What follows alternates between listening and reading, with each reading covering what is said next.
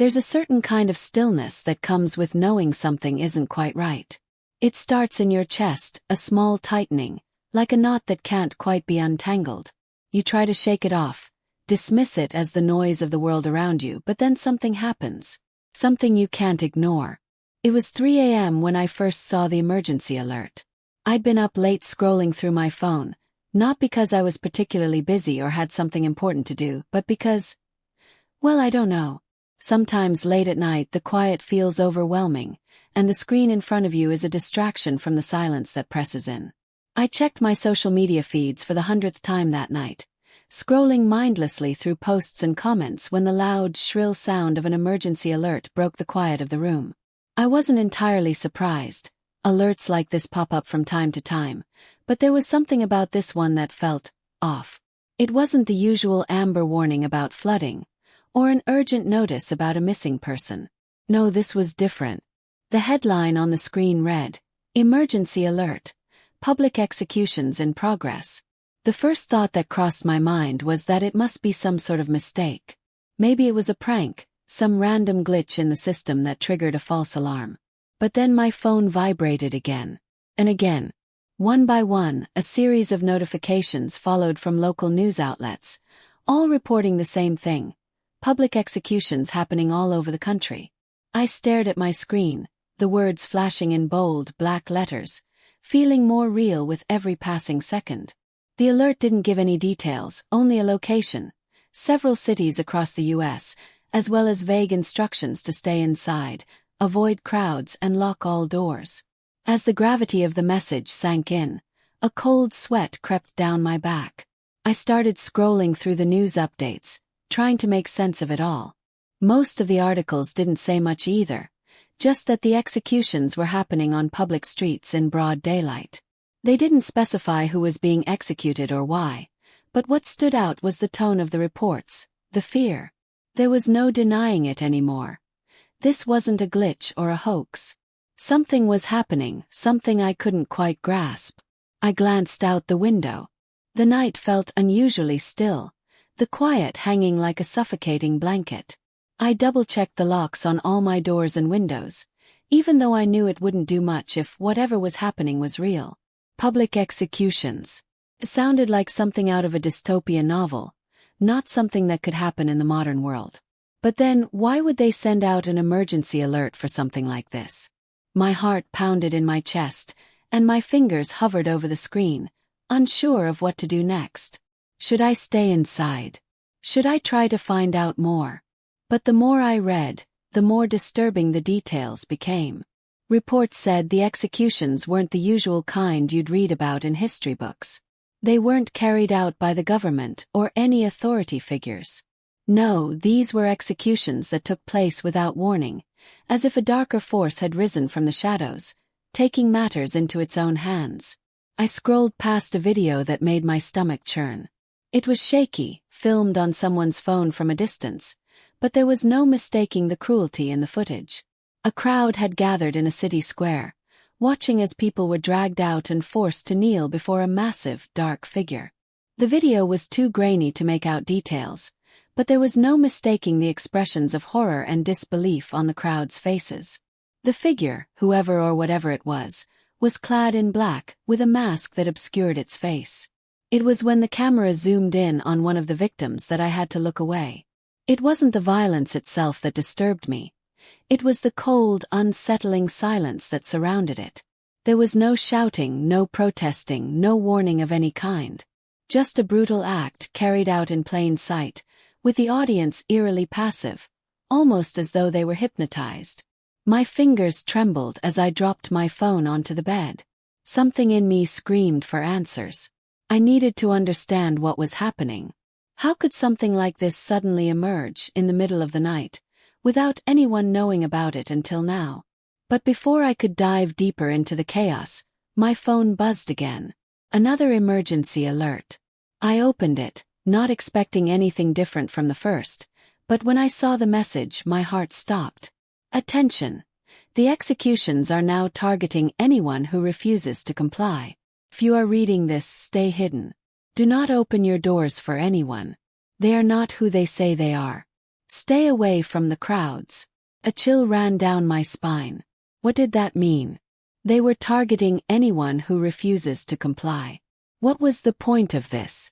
Who was the they the message referred to? And then, another notification flashed. This one was from a friend I hadn't heard from in a while. Stay inside. I don't know how they're getting into people's houses, but they know who you are. I saw one in my neighborhood. They look normal but they're not. Do you remember what we talked about? It's happening now. I read those last words over and over. It's happening now. It wasn't just a random event. It wasn't just isolated to a few cities. There was something deeper, something sinister unfolding right before our eyes. I stood up, pacing the room, trying to make sense of everything. But the more I thought about it, the less I understood. All I knew was that I wasn't safe. No one was. Then a sound broke my thoughts. It was faint, like a whisper, but it grew louder by the second. The sound of people shouting. At first I thought it was coming from outside, but then I realized it was coming from inside the house. I froze, my blood running cold. My heart raced. Had someone entered? I slowly walked toward the door, holding my breath, straining to hear. There was no mistaking it now. Someone was outside my room. But when I opened the door, there was no one there. Just empty, quiet air. But the whispers. They lingered like a distant hum in my mind. I wasn't sure what was worse. The fact that I was no longer alone in my house, or the gnawing feeling that whatever was out there wasn't human at all. The whispering didn't stop. I could hear it now, clearer, almost as though it was circling the edges of my mind. But the house was empty, or so I thought. The stillness of the night wrapped itself around me like a suffocating fog, every creak of the floorboards under my feet echoing too loudly. The air felt heavier now, thick with something I couldn't name. Something wrong. I shut the door behind me, my fingers trembling as I leaned against it for support. My phone lay on the bed, still vibrating intermittently with new alerts, but I couldn't bring myself to look at it. Not yet. I needed to think, to breathe. A sound broke the silence, my phone's screen lighting up again. With a resigned sigh, I grabbed it and saw a new message. This one wasn't an alert. You need to leave. Oh. Don't trust anyone. The ones doing this, they can get inside your head. They know where you are. Stay hidden. I swear to God they're coming. It was from my friend Mark. The one who'd sent the cryptic warning earlier. My pulse quickened as I reread it, trying to find any clue as to what was happening. But the message only raised more questions. They can get inside your head. I hadn't seen Mark in over a year. He dropped off the map after a strange incident at work. Something about a weird experience at a conference he went to. A late-night gathering where he swore he saw something he wasn't supposed to. I'd thought he was joking, but now, reading his words, a dark pit opened in my stomach. Maybe it wasn't a joke after all. I rubbed my face, trying to shake the growing panic clawing at me. The air felt colder now, as if the house itself was turning against me. I tried to focus. I needed a plan. I needed to be smart about this. Then, another alert popped up on my screen, this one from a local news station. It had a timestamp of just 20 minutes ago, and it made my stomach lurch. Breaking news. Authorities report several confirmed cases of civilians experiencing strange behavior in the wake of public executions. Some of those affected are exhibiting signs of mind control, whispering strange phrases or acting out violently. Stay away from any large gatherings and lock all doors. Mind control. That's what Mark had meant. I glanced at my phone, my fingers trembling as I reread the alert. What did this all mean? What was really happening? Suddenly, the whispering grew louder. It wasn't just a distant hum now. It was right there. Right in my ears. You can't hide forever. I jumped, nearly dropping my phone. My pulse pounded in my ears. I felt like my mind was starting to unravel, the room around me spinning slightly as I stumbled backward. The voice, it didn't belong to anyone I knew. It was cold, hollow, as if it came from a place far darker than the physical world. The voice of something other. I glanced around frantically, but there was no one in sight. I was alone in my room, locked inside. But the voice felt so close, so present. I shoved my phone into my pocket and moved to the window, pulling back the curtain just enough to peer outside. The street below was empty, save for the occasional passing car. But the stillness of the night felt wrong, too quiet. Felt like something was watching. I quickly pulled the curtain back down and took a step away from the window. What was happening to me? I wasn't imagining this. The feeling, the dread was real. But I didn't have time to think about that now. I needed to get out. The alerts, the messages, the whispering. It was all leading me somewhere. I could feel it. It was like I was being pulled toward something, like a magnet that refused to let go. Just then my phone buzzed again. But this time I didn't want to look. I couldn't bear it. But the urge was too strong, and with shaking hands, I fumbled to pull it out. This message was different though. It was from someone I didn't recognize. I know you don't know me, but please, listen to me. The executions are just the beginning. People are disappearing, being replaced. They look like your neighbors, your friends, but they're not them anymore. If you value your life, you need to find a way to get out of the city. Trust no one. If you see anyone who seems normal, run. I stared at the screen in disbelief. Replaced. What the hell was going on? It was all too much. Every part of me screamed to find some kind of logical explanation, but the more I read, the more the world around me seemed to tilt out of focus. I felt a cold, creeping dread fill my chest. This wasn't just about the public executions anymore. There was something far worse happening, something that had infiltrated everything, every part of society. Suddenly I heard a noise, soft at first but getting louder. Someone was outside my door.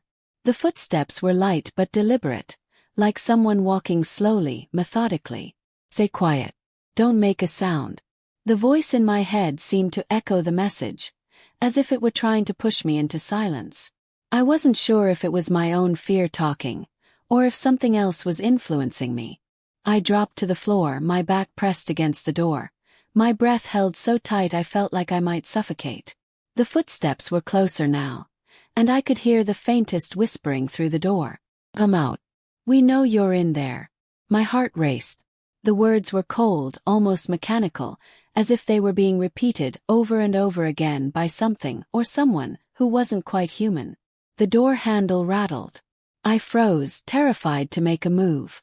Sweat dripped down my face as I watched the handle turn. I couldn't breathe.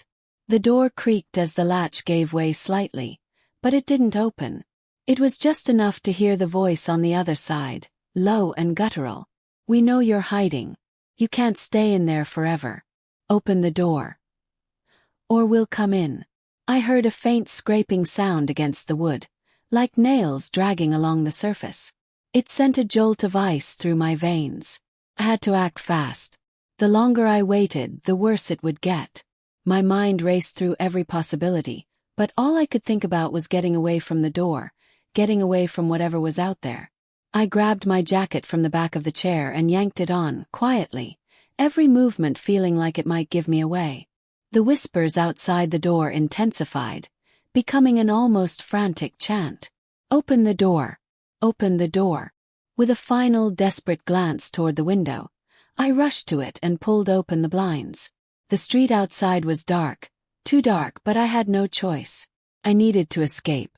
I threw open the window and climbed through, feeling the cold night air hit my skin like a slap. My feet barely touched the ground as I sprinted down the alley behind my building. I didn't dare look back, not even once. The whispers had stopped, but I knew they were still out there. I could feel their eyes on me. And worse, now I wasn't sure who was still human anymore. The cold night air bit at my skin, but I didn't care.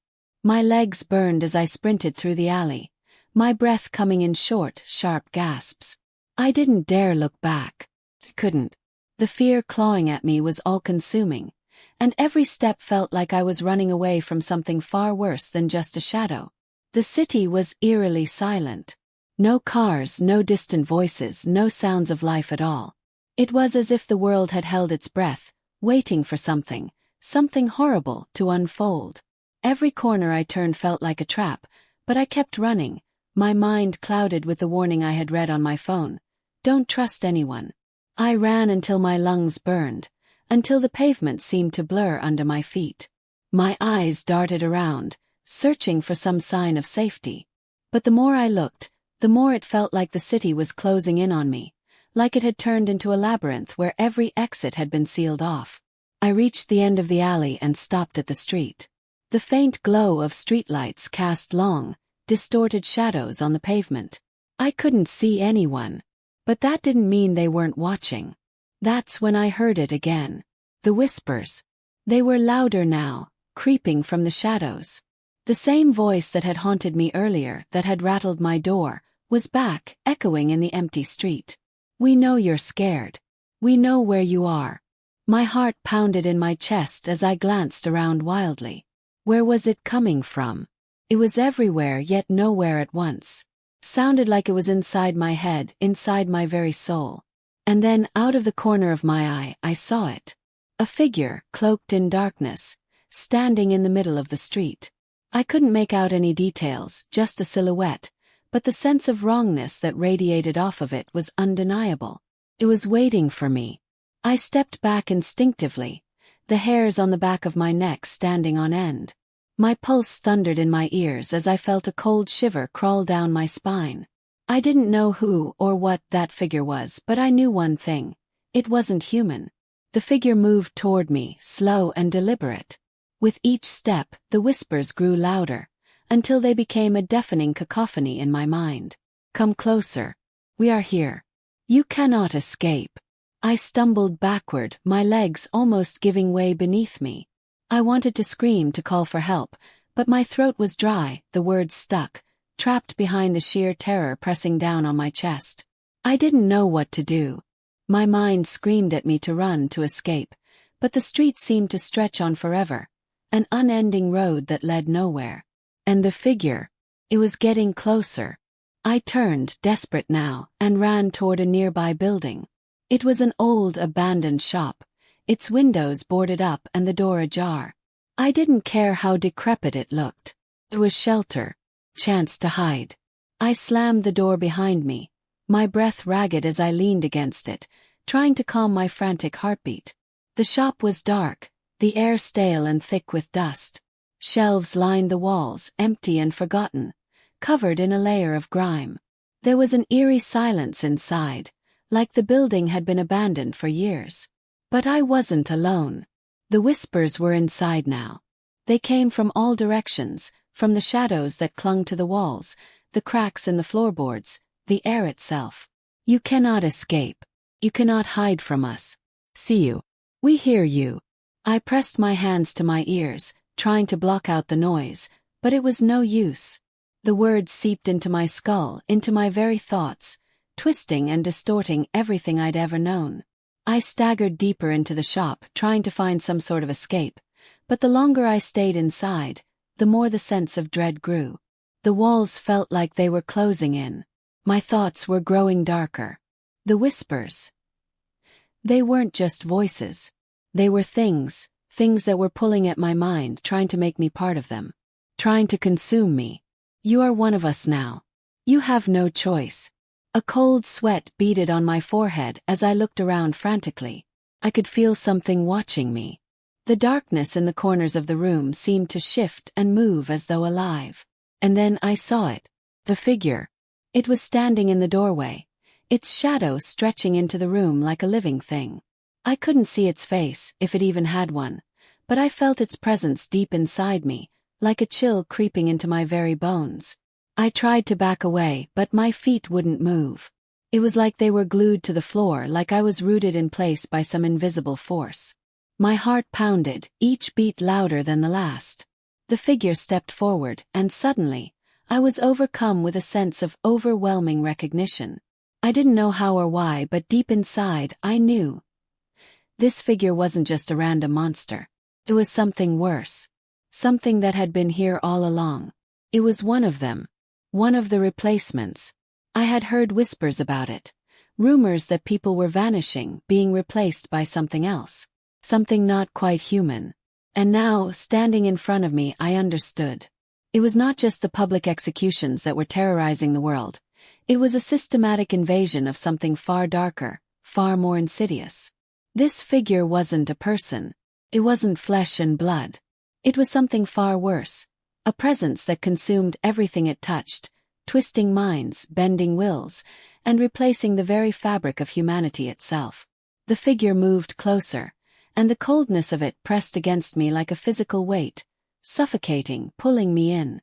It opened its mouth, if it had one, and the whispers poured out not in words but in commands. You belong to us. I could feel it then, deep in my soul, the dark pull like a gravity I couldn't escape. The whispers were no longer just voices. They were real, penetrating every part of me. They were taking me over, slowly, quietly, like a disease spreading through my veins. Fought it. I tried to scream, to move, to run. But the whispers just laughed. You cannot outrun what is already inside you. And that's when I realized the truth. I wasn't running from them. I wasn't running from anything at all. I was already one of them. The realization hit me like a tidal wave, overwhelming, suffocating. I wasn't running from them. I wasn't trying to escape. I had already been caught.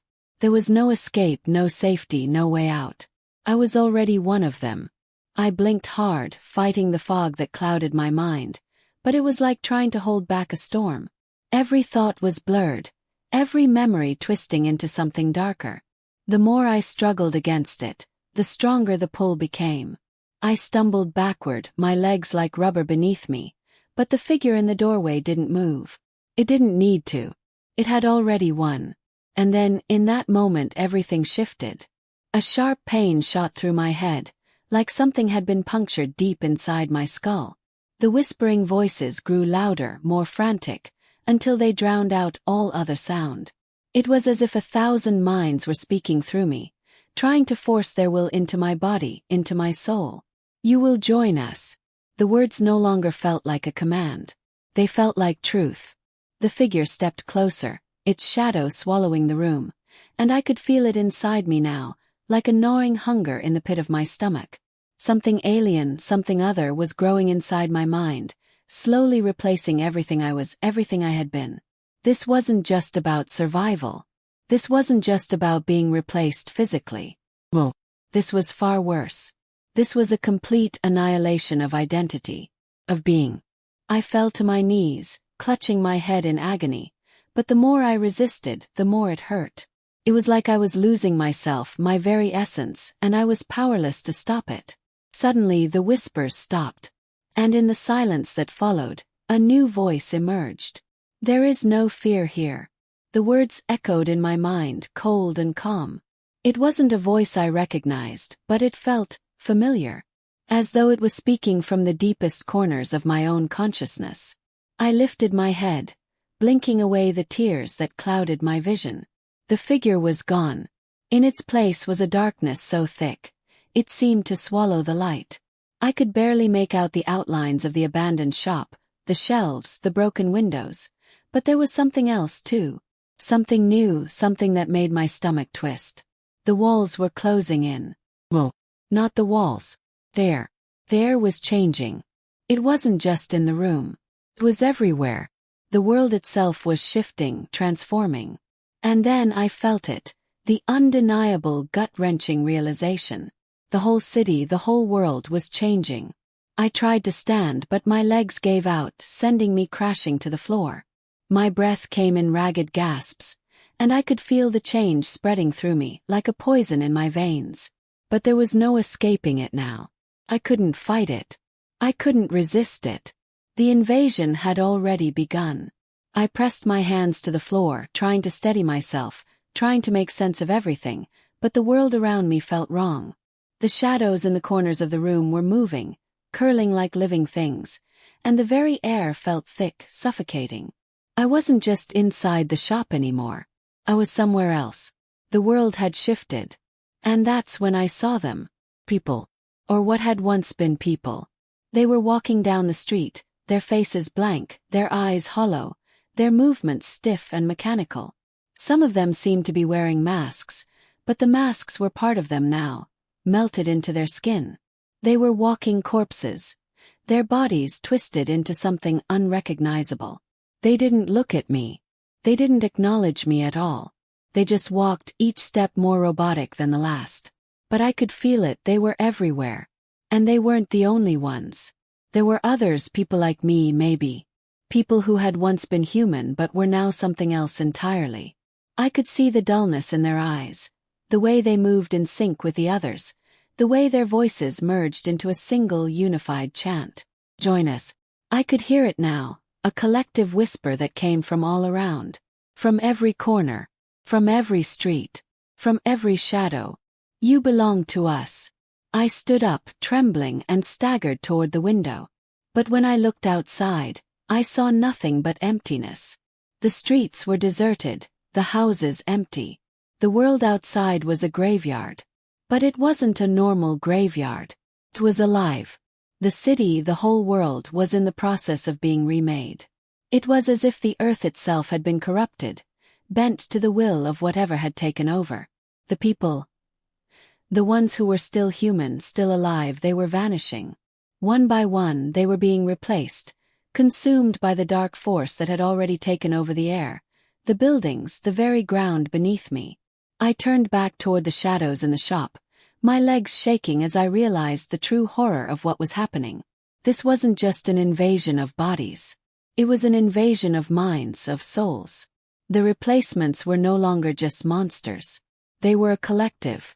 They were an entity. Entity. The one pulling all the strings. And they were inside me. I tried to scream, but my voice was lost in the whirlpool of thoughts, the sea of whispers that drowned out everything. I could feel myself slipping, sliding away into the abyss. The more I struggled, the tighter the grip became. The entity didn't need to physically control me. It didn't need to force me into submission. Just needed to remind me who I was. It just needed to bring me back to the moment when I'd first received the alert. Public executions in progress. It wasn't about executions at all. Not really. It was about replacements. About erasing everything that was human and replacing it with something else. Something far older, far darker, and far more efficient. I was standing in the ruins of humanity now, watching as the replacement spread like an infection, a plague that moved through the streets, through the air, through the very fabric of reality. And in that moment I understood. There was no escaping it. There never had been. I stood there in the broken shop, staring out at the empty, lifeless streets. The city that once felt like home, the place I knew and understood, was now a distorted shell of its former self. The world outside felt alien, unreal, as if the very laws of nature had been rewritten. And deep down I realized the truth. The world I knew was gone. The entity had already taken over. It had already consumed the minds, the souls, the very essence of every living thing around me. And now it was coming for me. I looked down at my hands, the trembling fingers that barely felt like my own anymore. My chest tightened as I realized that I was no longer in control. I had been claimed just like everyone else. It was just a matter of time before the transformation would be complete. Join us. The whispers echoed in my mind again, the command as clear as the air around me. But it wasn't just a command anymore. It was a promise. The promise of unity. The promise of belonging. But at what cost? I thought of the people I'd known. Their faces, their laughter, their warmth. In the blink of an eye, their humanity had been stripped away, replaced with hollow eyes, mechanical movements, and a single-minded desire to bring everything into the fold. There was no way to escape it. There was no way to fight it. The entity had already won. But there was still something in me, some flicker of defiance, some remnant of the person I used to be. It burned weakly like a dying ember, but it was still there. And maybe, just maybe, I could use it. I turned away from the window, shaking. I didn't know where I was going or what I could do. My thoughts were fragmented, a million broken pieces of a world that no longer made sense. But I knew one thing. I couldn't stay here. Not like this. I staggered out of the shop, barely able to keep my balance. The street in front of me was empty, the silence pressing down like a physical weight. Felt like the calm before a storm. The calm before the final wave would crash over me and erase what was left. And then I heard it. Voice. Not one of the whispers. Not one of the commanding voices that had been in my head. But a real voice. Human voice. You're not alone. I whipped my head around, heart racing in my chest. But there was no one there. I know you can hear me. This time the voice was clearer. It was coming from somewhere just beyond the shadows, deeper in the street. I took a hesitant step forward, then another. My legs were still weak, my body still fighting against the pull of the entity's influence, but the voice, there was something about it, something that sparked a thread of hope in me. "Who are you?" called out, my voice shaking. The figure stepped forward, slowly, out of the shadows. At first I couldn't see their face, just a silhouette, a dark shape against the dim light of the street. But as they drew closer I could make out the details. A man dressed in a dark jacket. His eyes hard and determined, but still very much human. "I'm one of the last," he said. His voice rough but steady. "The ones they haven't gotten to yet." I felt a strange mixture of relief and disbelief flood through me. Another human. There were still others out there. Maybe not many, but enough to hold on to the hope that the world hadn't completely been consumed by the entity. "I'm not," my voice faltered. "I'm not sure how much longer I can fight this. Can feel it inside me. It's taking over." I swallowed hard, trying to push the rising panic down. "How do we stop it? Can we stop it?" The man's eyes darkened, his face grim. "You can't stop it. Not in the way you think. The entity is too powerful, too widespread. It's not just a virus. It's a system, a collective consciousness. The public executions. That was just the beginning. It's been spreading for years, quietly, infiltrating everything, everywhere. It wasn't just about killing people. It was about weakening the barrier between the us and the them." My mind spun as the pieces of the puzzle started to come together. The executions, the strange behavior, the whispers. It was all connected. "But there's still a chance," the man continued. "There's still a way to fight. To disconnect from the entity, even if just for a little while." I looked at him, confusion and fear warring inside me. "What do you mean? How?" He reached into his jacket and pulled out something small, metal and worn. A pendant, an old-fashioned piece of jewelry, hanging from a chain. "This is the key," he said quietly, holding it up. "This pendant. It's one of the few things that can shield you from the entity's influence, even if just temporarily. It was created long before the entity began spreading. It's a relic, something they can't touch. You'll need it." I stared at the pendant, a strange chill running down my spine. There was something about it, something ancient in the way it gleamed in the dim light. "How do I use it?" I asked, my voice barely above a whisper. He stepped closer, his eyes meeting mine. "Wear it. Keep it close. The entity won't be able to reach you while you have it." But, he trailed off, his gaze darkening. "It's not a permanent solution.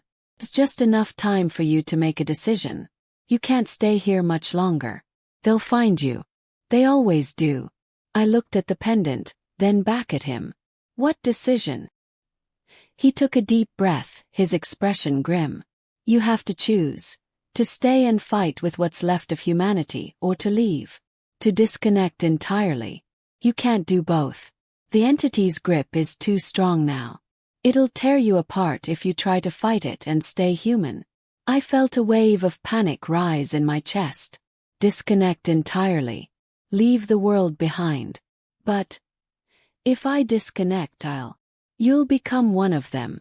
His voice was harsh now, urgent. "And it won't just be you. The world will change around you. It already has. This is the final stage." My mind reeled, trying to process everything. I couldn't leave. I couldn't just let go of everything I knew, everything I loved. But could I fight? Was there even a chance anymore? I stared down at the pendant, the weight of it suddenly more significant than ever. "Make your choice and make it fast," the man said, his voice tight with urgency. "Time's running out." I gripped the pendant in my hand, feeling its cold, comforting weight. The last remnants of humanity were slipping away.